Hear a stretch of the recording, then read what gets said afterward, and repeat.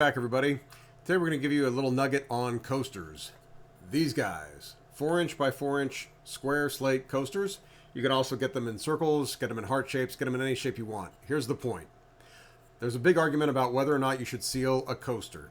If you seal a coaster with Rust-Oleum or any other type of sealant, the water will bead on the coaster. It'll drip down, stick to these legs, get right on the table, and your coaster, meant to protect the table, will quickly become an accessory to its destruction. However, you need to go back and understand that the customer is always right. If they really want a coaster that is sealed because it brings out the pop, it makes it look better, there's no denying that, then go ahead and seal the darn coaster. What I would recommend is that you seal it first, then engrave it, because if you engrave it and then seal it, you'll have this yellowing effect on your actual engraving and it looks really bad. I'm not even going to waste a coaster to show you how bad. But here's what we're going to do.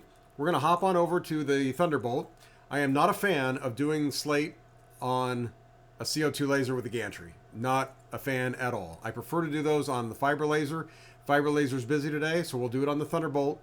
If you're going to do it on a gantry-styled CO2 laser, make sure you clean your optics, make sure your gantry is lubed up, and just look around there real intently to see if there's lots of dust particles that you need to handle or not when you're done. So with that, let's go over there, hop on the Thunderbolt, and we'll do one on a sealed coaster and one on an unsealed coaster. We'll see what they visually look like once we're done with that.